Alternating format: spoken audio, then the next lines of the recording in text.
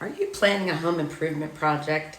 Sadly, we've all heard horror stories about crooked contractors who leave a client's home in shambles or run away with their money. Fortunately, there are steps you can take to minimize these risks and maximize the success of your project. I'm Dawn Lee with Seaside Realty in the Virginia Beach area, and we just released a blog post with 7 mistakes to avoid when hiring a contractor.